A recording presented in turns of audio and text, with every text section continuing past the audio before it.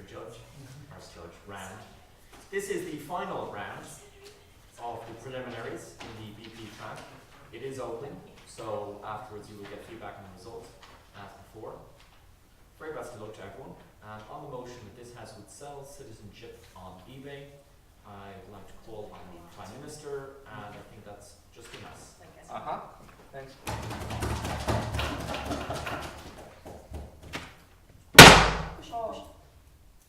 Yeah, I'm doing. All right. Dear ladies and gentlemen, we think that all of the teams will agree that this is not the best debate to be debating in.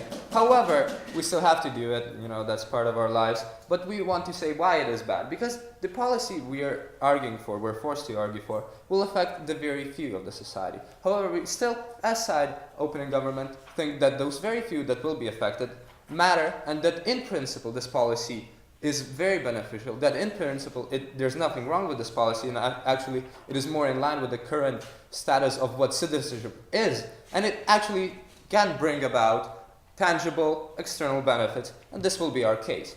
Dear ladies and gentlemen, how first of all, the new way of how we perceive citizenship to be, and what the world is today, demands this kind of policy, and secondly, how the benefits of this policy will be felt by the whole wider society, the second one being presented by my colleague Zainab.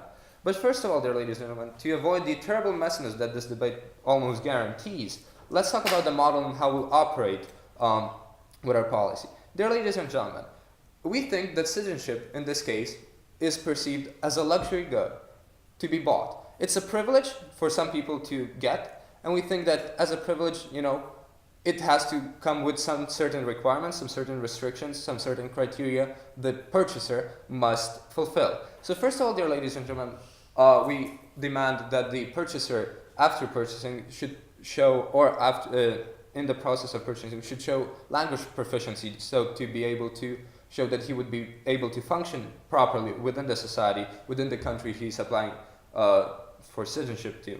Secondly, we demand showing that there is no criminal record of the purchaser of a person who's interested in buying the citizenship. Thirdly, we think that how the model operates, that the government would itself, or the appointed civil servants of the government, would put up the certain amounts of citizenship, cards that would be determined on the need basis, on the region basis, and so on and so forth.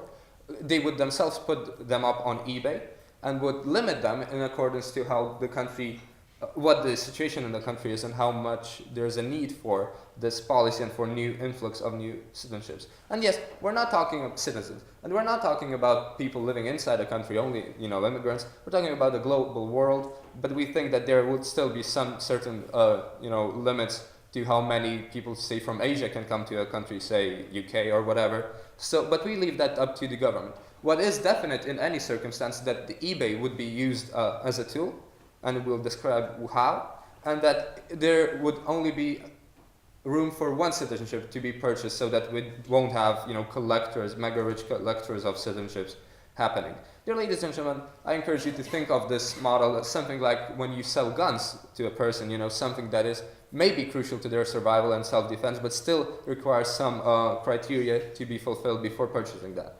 So having done with that, and I cannot stress enough, that was important, even though that took us 3 minutes, let's talk about why we need to change the status quo, how the status quo is something that we don't really like. And what we say today is the status quo is that there are people in the world, all over the world, or in the countries that they are not citizens of, but just immigrants, that are still subject to laws of those countries. There are still somehow unjustly put on, a certain ruler just because they were born there, and we don't think that's just. And what furthermore is the case is that there are, in many ways, certain legal restrictions on the freedom of the people that we cannot tolerate. How in the United States you have to live there for 7 years sometimes even, and then even be denied, or you have to marry someone, but that's also, very restricting for a person. How there are many more restrictions in the developing world, and so on and so forth. So the process of freeing yourself from the oppressive of, a country you've been born in,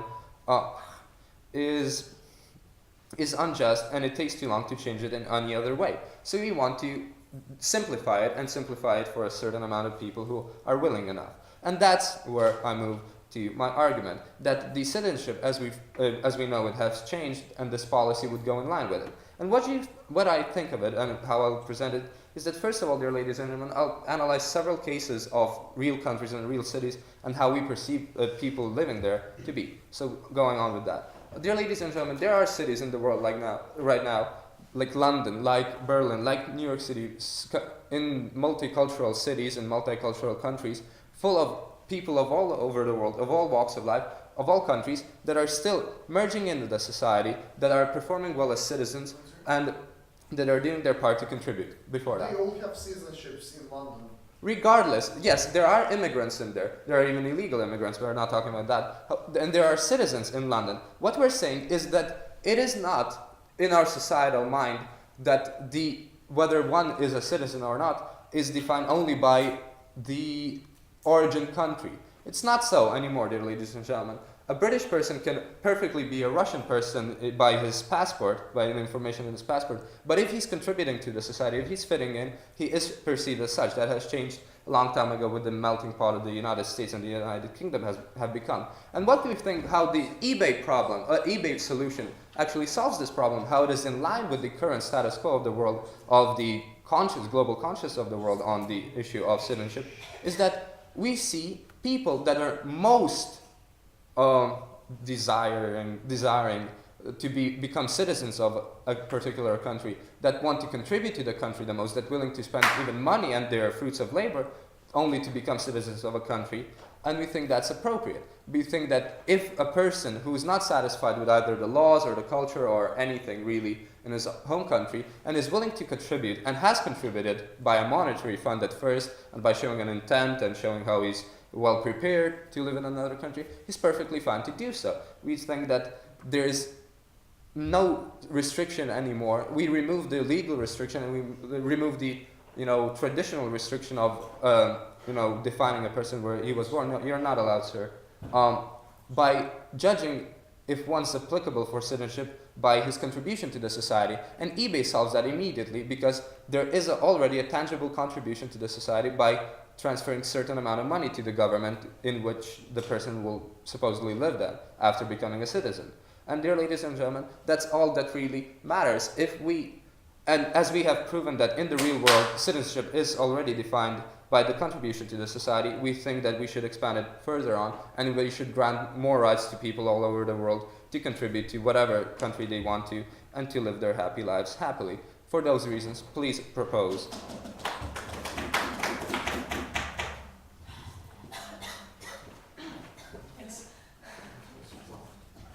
I thank that speaker for his comments, and I now call on the leader of the opposition.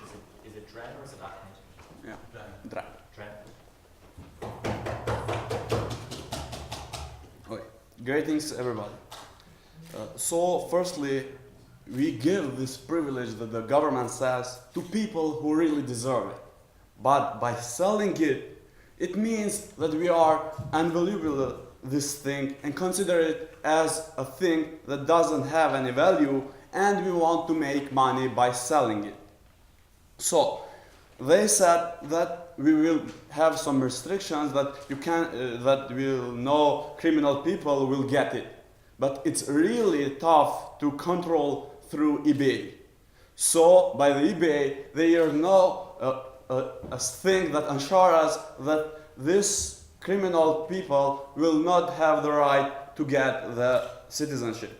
They said also that there are so many restrictions to get the citizenship of a city, but these restrictions come because people should contribute on a state to get the citizenship of that state and to get that privilege as they consider it. And only the benefits that they have from selling the citizenship is by earning money from those who buy it. So it's kind of prostitution, because we are selling our honor to get money and to sell our history. So, no thanks. I'm going to tell you on two arguments. The first one is honor. Citizenship is not a product. It's the honor of the people of a state that has the same history and has contributed for that society. So it's a proud, and we are proud if we are citizens of a country. Sir, And you can sell the history of a country.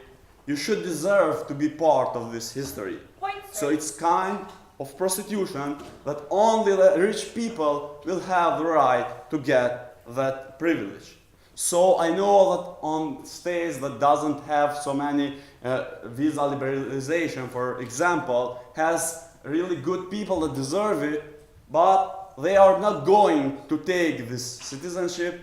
Only who is going to benefit from this citizenship, selling this citizenship, are rich people that have their own interest, personal interest, and they are not going to contribute on our society. And how we can value the citizenship?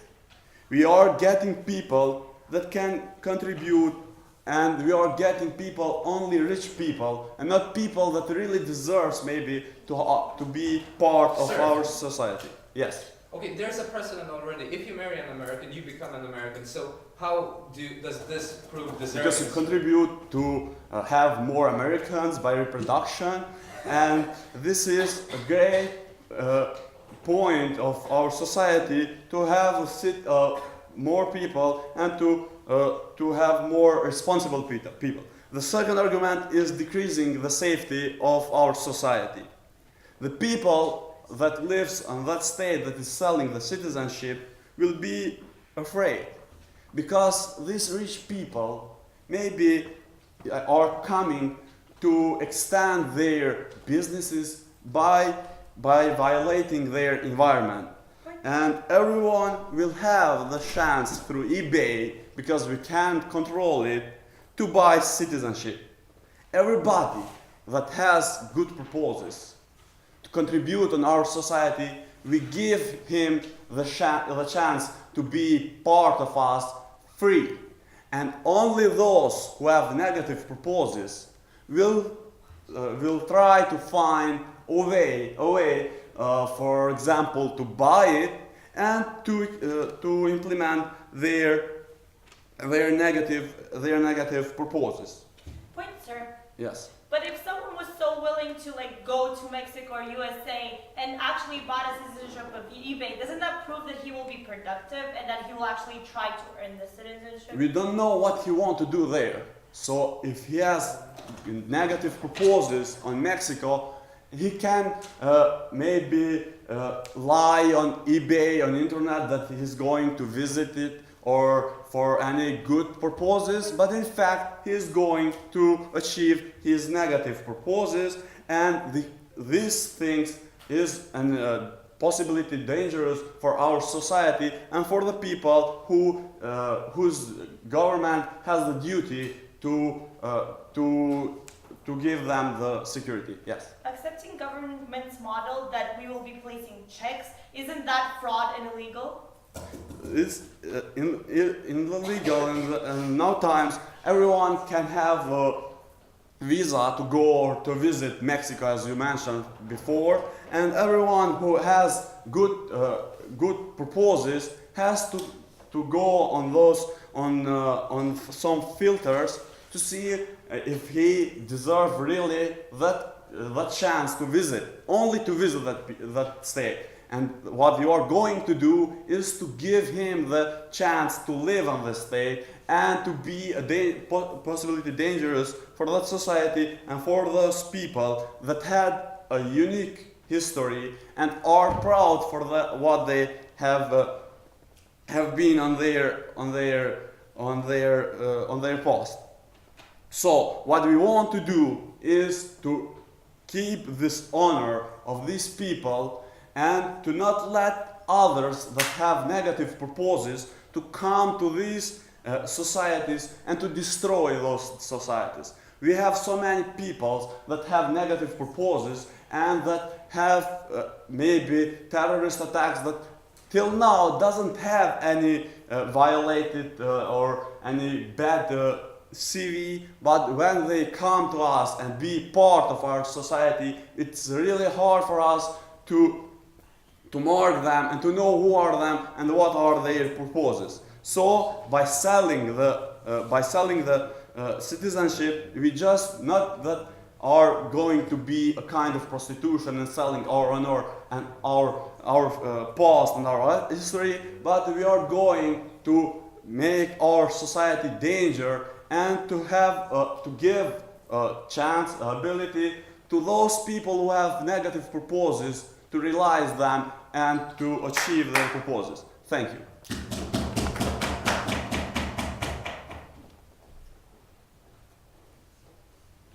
Right, thanks. That speaker, and I'm now calling on the Deputy Prime Minister, and that's Kamel.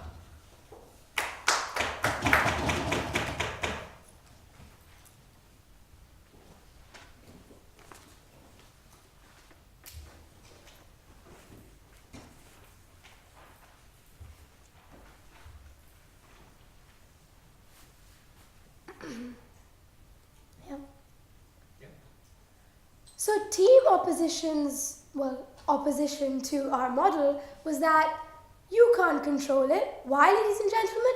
Because it's eBay. But unfortunately, that's not an adequate response to all the checks and the restrictions that we put in place right from the start. Not once, ladies and gentlemen, did they tell us why even one of our restrictions or our checks are not legitimate, or why even one of our checks and our restrictions are not effective. If they have failed to do that, then it is that is explicit approval of our model. Since it's explicit approval of our model, ladies and gentlemen, on a practical ground, they concede that our policy does work. Before I go on to talking about my own case and my extension about the benefits of our policy, let me talk about the constructive material that they presented to us. They had two fundamental arguments. Number one, ladies and gentlemen, that you need to earn citizenship to a particular country, and you need to be a proud citizen of that country. And our policy basically means that you're devaluing citizenship of that country. I'll tell you how that doesn't stand. And number two, their second line of argument, which is about how some people might have negative proposals and they shouldn't be accepted. But it also does seem like these two arguments inherently contradict each other, because on one hand they're saying that you need to be a proud citizen of that country. On the other hand, they explicitly said everyone who contributes positively will be allowed into the country. Therefore, their two arguments are inherently contradictory. Let's talk about the first argument first, about how we are supposedly devaluing what citizenship really means. And this is where they refuse to tackle a large chunk of our case. Our entire analysis about how citizenship in the world today has changed, how we no longer believe, ladies and gentlemen, in the globalized world that we have today. We live in a global village. We no longer believe that national boundaries are that very relevant. No, thank you. We don't believe, ladies and gentlemen, no, thank you. We believe that today you're a citizen of the world, and it's for legal purposes that you still have certain safeguards and checks that are in place today, which we're okay with. But at the same time, we don't believe that simply a birthright should determine whether you're a citizen of a particular country. We stood up in a POI and we asked them, well, if you think that our policy devalues what a citizen is, no thank you. In America, if you marry an American, you become a citizen. Simply, they said that you need to prove you deserve the citizenship. So then why does someone who's born in America automatically get the citizenship? Clearly at 1 month old, they haven't proved that they deserve to be a citizen of that particular country. So we don't believe that this historical context or these ties that stem from generations of people living in that country really matter today in the context that we live in today, when you already have large amounts of immigration in the status quo, when you have so much cultural interaction and cultural mingling. We don't believe that the entire concept that you need to be a proud American or a proud Pakistani should really matter, and that's what we're arguing today. We're arguing for more cultural interaction through our policy and for greater benefits, and we believe that that's why our policy is in line with the globalized world today, something that they did not tackle. Let's go on to the second. I'll take you right now. What are you changing from the status quo except for the fact you're putting a price tag on the citizenship with your restrictions? What we're changing in the status quo is that if you want to become an American citizen, you don't have to go there, live there for 7 years, suffer as an immigrant, do not get not properly protected in the workplace, do not get social security benefits. That's what we're changing, and we believe that's a big, big change, ladies and gentlemen. We believe that that encourages more people who can contribute to society to come and contribute, ladies and gentlemen, and I'll talk about more about that in my benefits. Now, let's talk about the second argument. This was their tagline. Everyone who has a positive contribution can become a citizen, but anyone who can't and has negative proposals cannot become a citizen.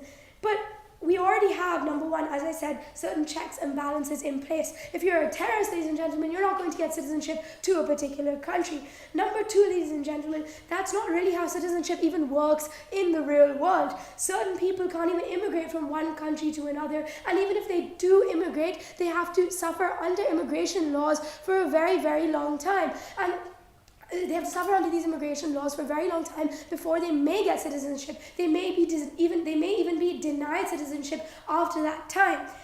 But let's move on, and this also deals with the POI that was raised, to our entire concept about the benefits that we'll actually be providing and the practical reason, not just the principal reason, but the practical reason to implement our policy. Let's talk about the economic benefits. Before I go into that, I'll take this point.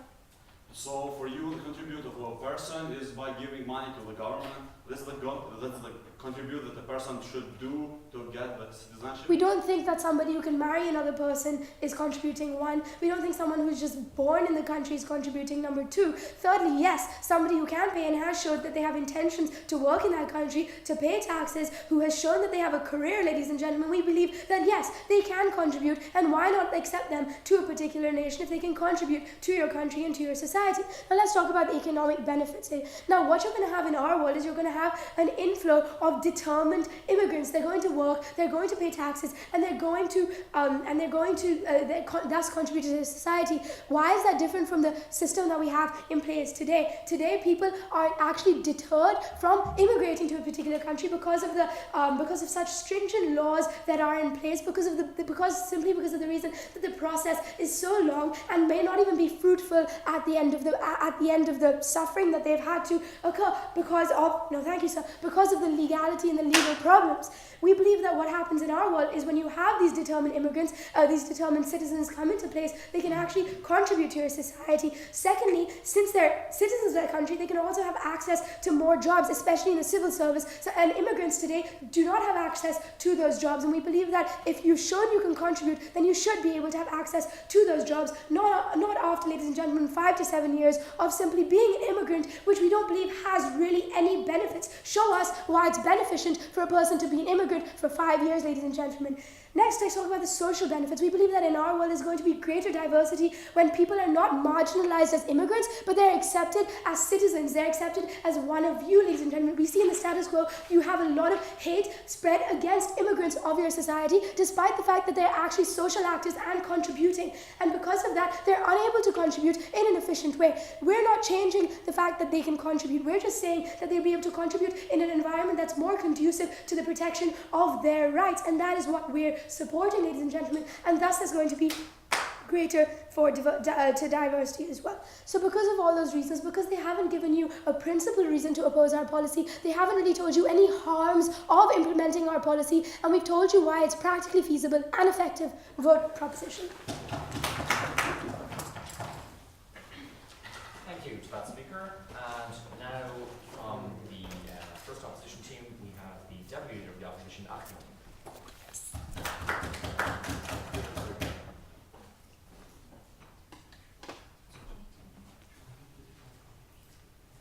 Okay, so good afternoon, ladies and gentlemen. Throughout my speech, I'll go through some rebuttal points and then I'll get to our own constructive material. So the government side is forgetting that although the UK is a very cosmopolitan country, other countries are having serious problems with immigrants, and I'll go through that further on our own constructive material. They've also brought up the example of the US. So in the US, if people are to get citizenship, they need to prove that they have affection towards their partner, that they have no intention to harm neither their partner nor the country their partner comes from. Therefore, it's legitimate for them to get citizenship, and that is not the case when you put a price tag on citizenship. Also, people have to go through immigration to get accustomed to that certain culture just to function well in that country. When we put a price tag on citizenship, people that do get to buy citizenship won't function well in that culture because they'll be strangers in that culture. They won't know how to do things in that culture. No, thank you. The opposition, they've also conceded that there is a lot of hate towards immigrants. So I'd like them to explain how would putting a price no thank you how would putting a price tag on citizenship change that hate? How would that hate go away if they're still strangers? They're basically buying citizenship. Does that make them real citizens? Okay, now moving on to our own constructive material.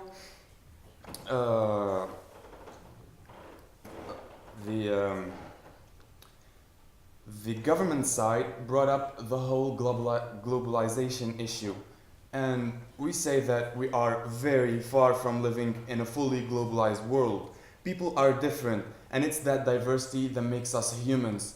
It's that difference that makes us humans. We're not robots, ladies and gentlemen. Therefore, if we allow people to buy citizenships, then they'll just. Sir. Okay. But is it right that if I have money and intend to go to a country which would accept me better, I would be prevented by that by my home country's laws that I'm subject to? Can you rephrase your question? Is it right now that people with intent and resources are prohibited to go to a country of their preference just because they were born in another country? It's not. They do put limits to immigrants getting citizenship, and that's totally legitimate because the whole immigration procedure is for them to get accustomed to that culture, not for and they cannot go to that country overnight because they won't function very well in that country. No, thank you. So basically by selling citizenship, we are compromising the cultural diversity. We will, if we allow people to buy citizenship, we're basically saying that some cultures will die, some cultures will be buried, and some cultures will rise, and some cultures will be better than others. Our own, no thank you. Our second point is that selling citizenship would cause chaos. A, on the economic level, and B, on the social level. So, how would selling citizenship cause economic chaos? People, if they get to buy citizenship, they'll go to that country and they'll start asking for rights. They'll start asking for jobs. And with the economic recess that the world lives, sure. No, thank you. And with the economic recess that the world goes through right now, it'll be like those strangers are stealing other people's jobs. They'll be taking places they do not have the right to take. No, thank you. B, social. It will cause social chaos. So even though those people get to buy. Would you completely stop immigration? No. Okay. It'll cause social chaos because let's give an example to that. People from the Maghreb, like from Algeria, Tunisia, Morocco, they get to go to France. And even though their criminal record is clean, they really do commit crimes over there. They steal, they rob, no thank you. And they cause a lot of buzz over there. Our last point is that citizenship is that their policy is allowing people who can afford to buy citizenship to get citizenship. They're not thinking about people who cannot afford to buy citizenship. They're allowing rich people to get citizenship and not people who cannot afford that. They're basically discriminating against people who cannot afford to buy citizenship. Sir. For example, no. If a company owner from Dubai has the money to buy citizenship, he'll get to, but not the poor guy from living under the poverty line from Egypt. So Ladies and gentlemen, if you're against discrimination, if you're for cultural diversity, and if you do not want to mess up the equilibrium the world has achieved, we beg you to oppose. Thank the speaker for his comments. And we'll now move into the second half of the debate, and we have the member of government, 10 counts for the his head. Is it Diana or Simona? Diana. Yeah, Diana, okay. I think so.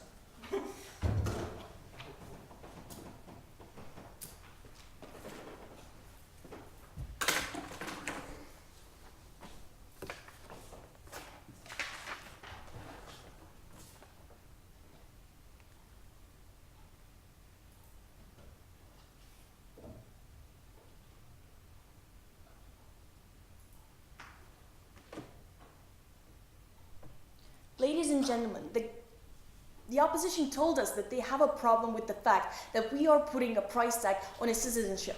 Well, let me tell you, this is actually how the system already right now works. If you want to get a citizenship in the US, then you have to provide some money in order to get that citizenship. You need to hire a lawyer, and you need to prove that you are a viable citizenship. However, if this policy should go through, then the fact is that we are going to make the world much more efficient, and we are going to make the process of actually gaining a citizenship and becoming a citizenship in a global world of a country you choose to be a part of, then we will make it much more efficient, and we will give the choice for the people to choose where they want to belong. Because already right now we are choosing the belonging in our religion, we are choosing the belonging for with our friends, we are choosing the belonging of our values, and we should have the right to choose whether or not we want to belong to a certain country as well. So what I'm going to effectively talk about right now is, for example, arbitrariness of citizenship, what is border as such, and how and why does a person even choose to become a part of a country,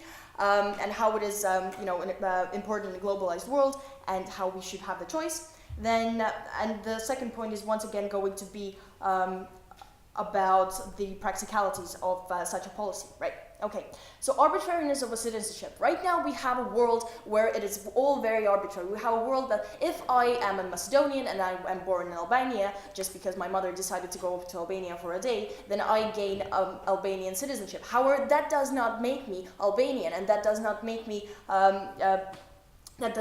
a part of that culture. So basically what we are saying right now, in this forum as well, we have a lot of Americans who have a citizenship to, for example, France or Germany, but that doesn't mean that they are actually a part of that certain culture, and that does not mean that they are actually want to belong to that certain culture, and that does not mean that they speak that certain language.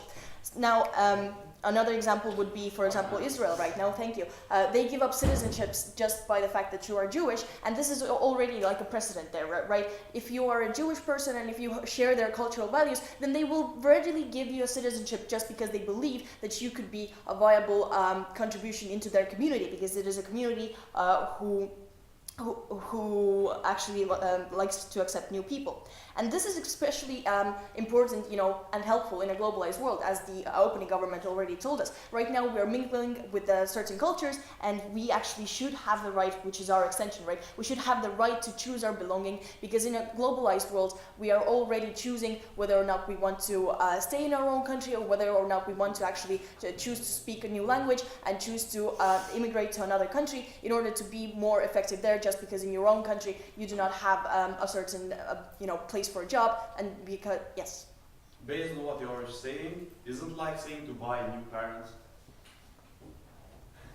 Well, basically, yes, you can actually choose to disconnect with your parents, and this is something which is okay in our culture. I mean, if you decide that you do not want to be associated with your parents, you might as well disconnect, and then you might choose a new belonging. You might create a new family, you might choose your own new friends, you might begin to speak new languages. And if I, as an Estonian, am a very passionate person about the Greek culture, for example, then I should have the right to actually learn the Greek language and go and live there, especially if I know that there's a necessity for waitresses right now there, or there's a necessity for scientists right now, and therefore I will make the conscious choice to actually become the citizen and the determined citizen of that particular country, and we should have the right to do that. Yes. Can't you make that decision and can't you move to Greece in the status quo? What are you changing? We are making it easier for people because right now the naturalization process once again is actually much more complicated, and it is much more time consuming. And another thing once again is the fact that, for example, some countries will only accept you if you are of a certain ethnicity, or if you are if you have actually inherited like certain bloodlines from your parents or something like that. But this is now how we see the world. What the government here once again is actually proposing is tolerance. We are actually opening the world up for people who want to be a part of that globalized world. We are opening up opportunities for everyone, and we are not discriminating. We are not discriminating against people who want to be a part of a certain culture, or want to be or want to be a part of a certain group, and we do not want to discriminate against them.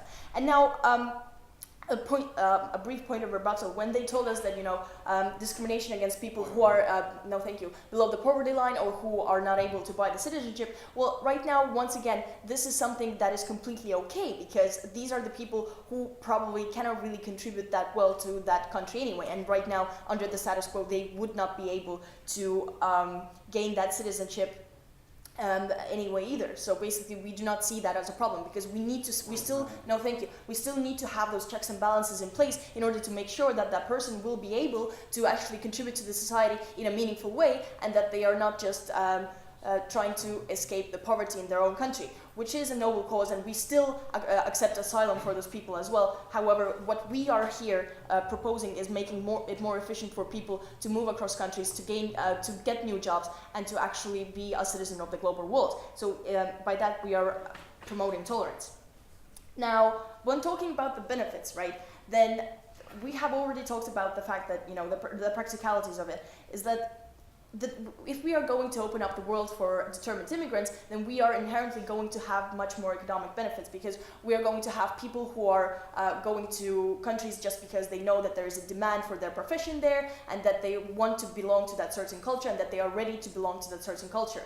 And now, by having those checks and balances in place, right, we can actually make sure that there is no bigger problems coming with those people, and they are going to have more jobs, and also once again the countries can actually limit the amount of people they are taking in, or they can limit the or they can not take any people at all if they do not need any people at that particular moment. And now we do not see a problem with the fact that in some countries we have the problem with brain drain. However, we know that if you are a smart person who is ready to go to another country, who wants to leave his or her own country, then you are going to do that nevertheless. You are going to go to a foreign university, you are going to get there a job, you are going to get a family, and you're going to settle down. So we see no potential actually harm with the fact that there are a lot of people who are going to be draining from their own countries, because that will happen regardless whether or not we are going to be selling citizenships on eBay. But however, what will happen with this policy is the fact that we are going to make it much more easier for people to move around the globalized world, and this is going to have lots of benefits, and we are going to give the choice of people to belong to a group they want to belong to. Thank you.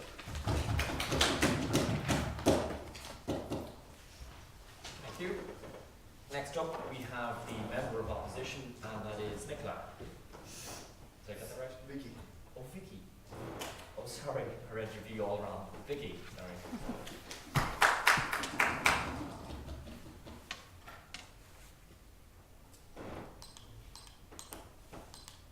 Ladies and gentlemen, we believe that this policy is harming both the country where people are leaving from and the country that the people are going to.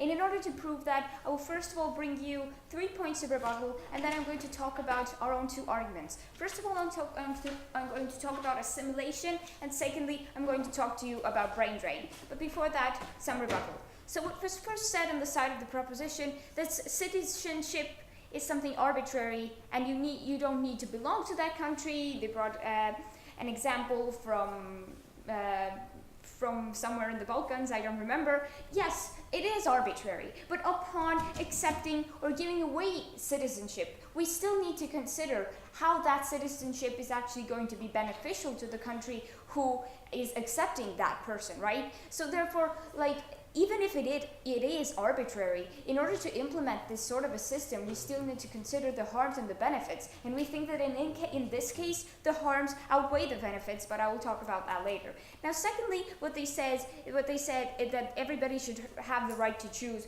where to live. We think that people already have that right now. Under the status quo, if you are a determined immigrant, you can get a citizenship wherever you want. And yes, it might take you some more time, but if you really want to live there, you have the right. Nobody is depriving you of that right. No, thank you. And if they're saying that this right to choose wherever you want to live is that of such paramount importance, then why not make these things free in the first place? Because you're not giving this to everyone. You can only giving this opportunity to those who can afford it, which means that you're actually not propagating the fact that everyone should have the right to live wherever they want. And now, thirdly, what was said on the side of the proposition, they talked about the economic benefits of their policy. Yes, there will certainly be economic benefits to the country where the people are coming in, but they do not outweigh the ginormous harms that will come to the countries where the people are going away from. And therefore, if we have to weigh the harms and the benefits, we have to consider that, yes. Doesn't more brain drain happen in your world? No. And I'm going to just explain this in my argument right now. And now, or after another argument. And now moving on to our own constructive. So first of all, I want to talk to you about assimilation. Now, what the proposition is pretty much proposing is making citizenship viable. Now, whereas we on our side believe that citizenship it should be something that you acquire after a struggle, because this is how it is the most beneficial for the country that is actually accepting that citizenship. Because, it should take time so that the countries who is actually accepting those people could guarantee that those people are capable of assimilating in that society and are actually capable of living there and capable of being beneficial to that country in the first place. No, thank you. And we think that in order to do that, we need this time. We need those few years where those people are actually going to be exposed to that different society, where those people are going to be forced to get a job, to maybe find some friends or a family, or these people will need to settle down and actually become accustomed to this new place and to this new culture. No, thank you. And we think that only after these years, these people, we can make sure if these people are actually capable of contributing, no, thank you, to that society. And we can only after those few years, we can make sure if these people are actually capable of assimilation. Of assimilation in that society, because if that person is a capable and willing immigrant, then they will be accepted. We just need that time to make sure, no, thank you, that they will be actually willing to do that, and they will be actually beneficial to that society. Because when a country takes an immigrant, it also provides, or it gives citizenship. With that citizenship, the country also provides all of the benefits, all of the money that the country gives out, the safety. So the country takes on like another person and another burden. And in order to make sure that that investment is actually worth it, the country needs to know that this person will live and will be able to assimilate, no thank you, and will be able to be beneficial. And now moving on to our second point about brain drain. We think that, developing countries, and for example countries in Eastern Europe, are currently losing brains. And smart people want to leave, and many do leave already, but in many cases what is stopping them is the same really long process of getting citizenship. Because for example, no thank you, if you want to leave to Australia, then you after you're 30, they will pretty much send you out unless you're like a really like extra smart doctor. No, thank you. So after you're 30, getting the process of actually getting there takes so many years, and it's so hard that most people come back after that age, because it takes so much time, and even though they want to be there, they would rather not. No, thank you. And therefore, if you take away this, we're actually making it so easy for people from these, no, thank you, developed countries or developing countries to leave their country and to opt for a better life somewhere else, which is actually, no thank you, extremely terrible for the country that they're leaving, because the smart people that are leaving are the ones that are needed most in those developing countries, and the ones that are needed most, no thank you, in for example, countries of Eastern Europe. And no thank you. And therefore, like, if these people leave these countries, it is going to be obviously harder to them to actually have a sustainable economy, to develop their culture, to develop themselves generally, and therefore we cannot like make it so easy for people to leave those developing countries and leave them in the state where they have actually no people, no smart people, no people who could actually invest into the economy, into the culture, into the science and whatever. There will be none of those people left to actually do that. And therefore we think that, first of all, we need those few years, and those few years are not that much of a time. We need those few years to make sure that the people who actually want to enter that country will be capable of living there and accepting the culture and being productive and being beneficial. And also, we need to make sure that people from developing countries don't ditch their countries and leave them without anyone to further develop them. And for all of these reasons, we think that the plan that was proposed on the side of the proposition is completely unreasonable. All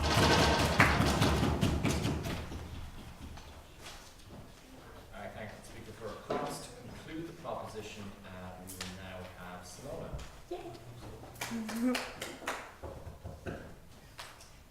So, ladies and gentlemen, what government, especially globalizing government, has provided you with today is a principle that we strongly stand behind, a principle that just as I choose to love my friends, I can choose to love New York, ladies and gentlemen. But before I move on to my two clash points today, let me focus a little bit on the rebuttal of their cases. They had 2 points today. The first point being assimilation and the second point being brain drain. Now, on the point of assimilation, what we have to say today is that if I am willing to gather up all the money to actually buy an American, Mexican, whatever passport, then I probably want to be a part of America. I probably feel American. And what we're saying is that if I am to invest in becoming an American, then there is a reason why I'm investing, ladies and gentlemen. And this reason is sort of the check on the mindset of the people who are becoming American, meaning that they will probably assimilate. And then what about birthright? What about marrying into these countries? The whole arbitrariness of the process that we have today contradicts their entire argument on assimilation, because if the people were to have these 5 years every time they wanted to become a part of the country, then we would not have mail order brides, ladies and gentlemen. Mail order brides do not assimilate. Now, on the second point on brain drain, what we are saying is that brain drain is already happening, ladies and gentlemen, and it's happening to a larger extent because the people who are allowed to immigrate into countries are only the smart people, ladies and gentlemen. It doesn't mean that they actually feel American, but that they're moving away from their less productive countries.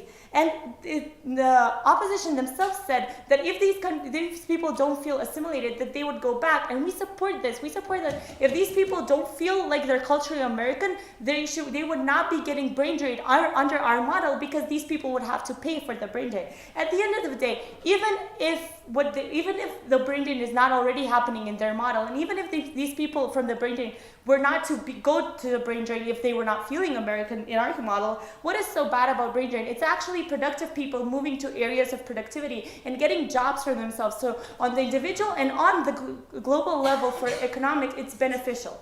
Now, on the clash points. There are 2 clash points today. First one being principle and the second one being practical. The first one is, what is a citizenship? A citizenship actually is what we consider today to be a citizenship is shared values, ladies and gentlemen. Opening government has provided you with the idea of multiculturalism, and closing government has provided you with the idea of choosing your own culture, just the same way as you would, for example, choose your parents if you want to move away from them, choose, I don't know, your friends, choose the school you want to go to, etc., etc. Now, we're saying that we have to place some sort of limits, because we can't actually have a utopia. We can't have everyone going everywhere they want, but we're saying that these people who can actually gather the money do deserve this freedom of choice. So I have the freedom of choice whether or not I want to go to New York, whether or not I want to heart Europe, etc., etc. And we, as closing government, have analyzed this on the individual perspective. So what does culture mean to one person? Can one person choose his culture? Can someone be raised in America but actually feel like a Pakistani? Can he want halal food? Can he be Muslim? Can he actually want to move to Pakistan when he grows older? We see that the immigration laws would seriously be stopping the freedom of choice that this person has to express himself, to express his culture. Now, ladies and gentlemen, we are against this. We're saying that if this person wants to be Pakistani, then we should allow him to be Pakistani. And also, we have provided you with the principle of tolerance, because as we can see, these days immigration laws are heavily discriminated.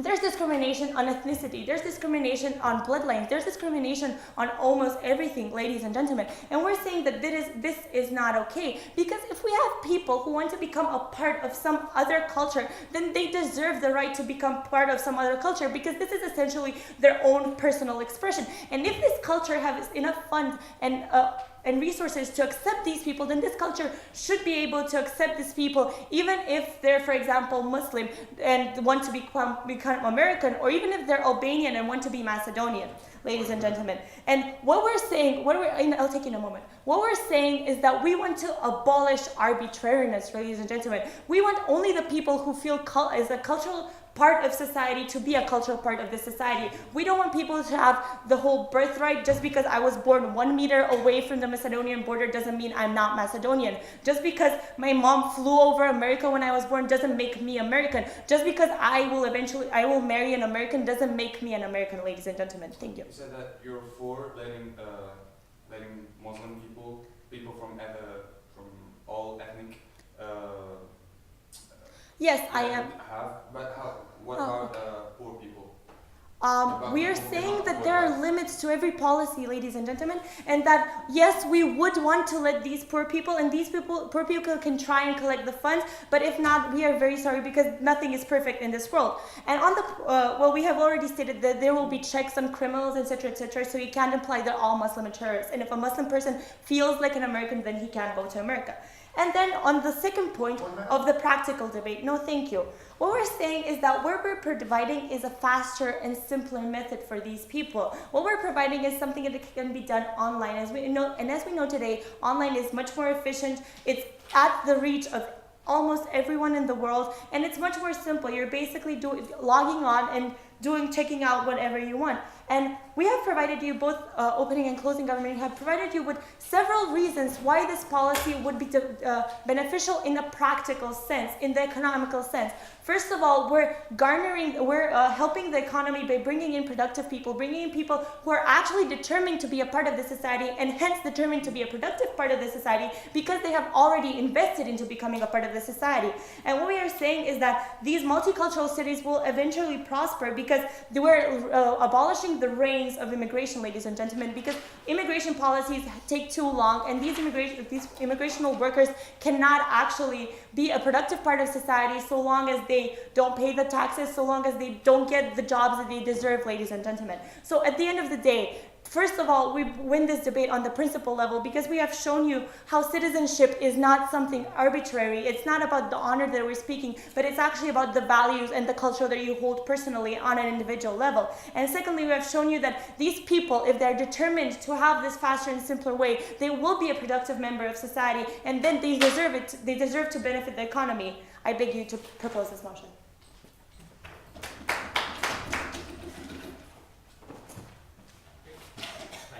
And I'm now calling on the final speaker of the debate, the opposition whip, Phillips.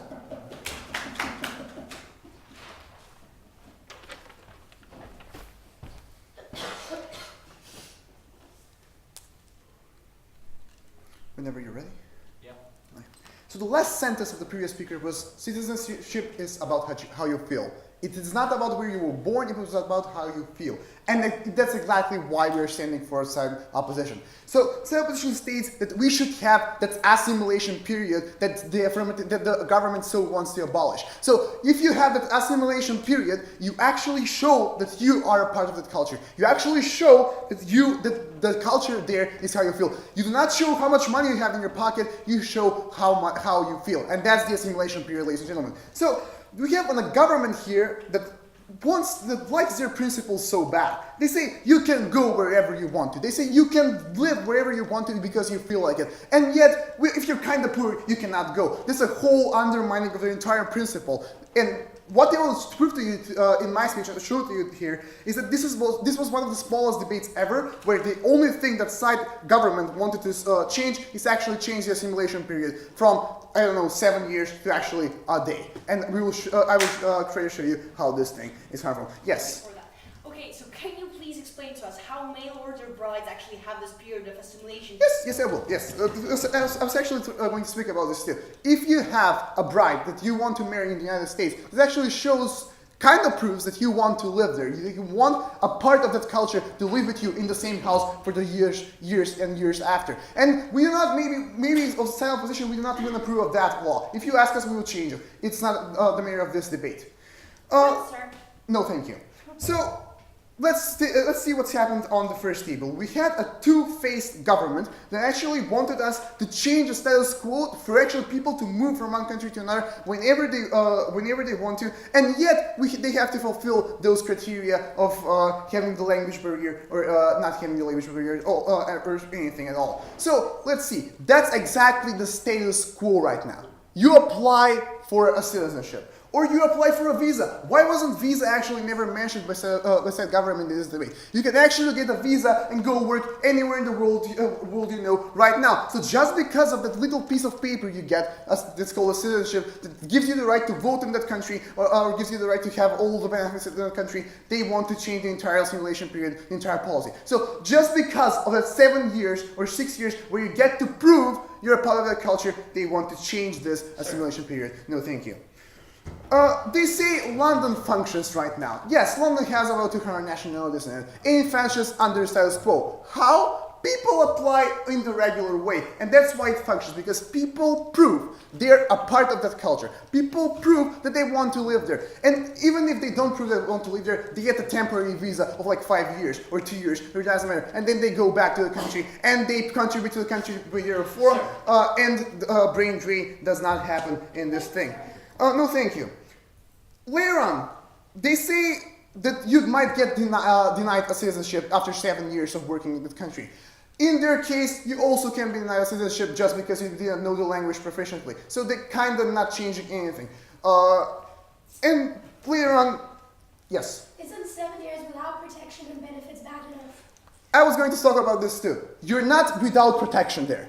You go there, you get a visa, because you cannot stay there for 7 years without a visa. And if you're an immigrant that's illegal, you probably cannot afford to buy this thing. So they're not solving illegal immigrants, because illegal immigrants do not have the money to do so, to go there and to maybe get a visa. And they're not solving only our people, because if you have the resources, if you're rich enough, if you have the money and you have the incentive, you can apply for a visa and you can take the visa whenever you want. So if you're a productive citizen of the world, if you're a productive citizen of your country right now, you can actually get your visa at any time.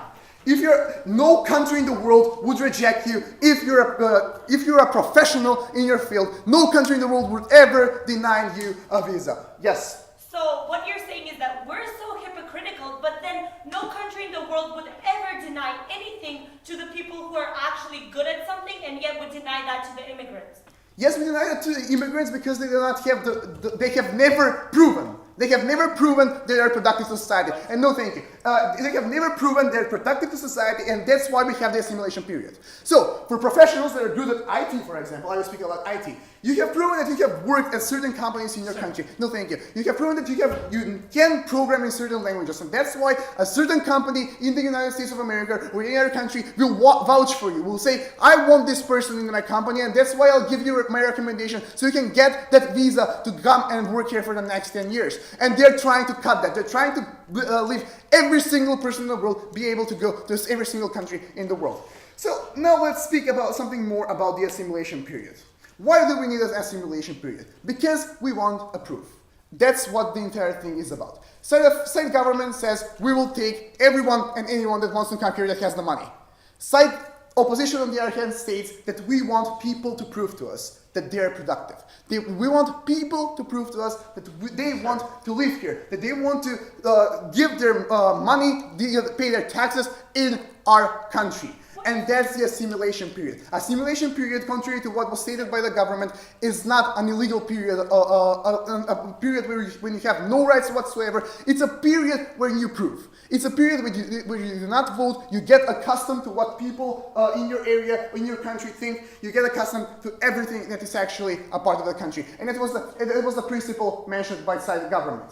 Side government stated that they want people to feel they're at home. And the only way the person can prove that they're at home in country X where they want to move is actually to go there and spend a few years of his life there and actually get that citizenship afterwards. So let's sum up the entire debate. Side government changes only one single small thing in the status quo. They changed that the assimilation period, which was proven by side opposition in many cases that it's beneficial for society. They undermined their entire principle that was mentioned by all four speakers that people should go where they where they feel like. And then they say, well, if you're kind of poor, you cannot go. And also, in the status quo, you can go wherever you want to go without actually paying for that citizenship if you want to. So, in order for us to save us from those people, from dual-faced people that want to come to our country for no reason whatsoever except for because they have money in their pockets, and to preserve the values of our culture, because in this way, with the assimilation period, we as citizens prove we want to be there and live our lives there. We beg you to not pass this resolution. Thank you. Okay, thank you to that speaker. Thank you all. We'd like to cross the floor, shake hands, etc. I'll just take a minute or two, hopefully not too much longer, to think about the result. I guess I probably want to chat, so I guess go outside, because I can't do my thinking and have chat in the background. Don't go too far though.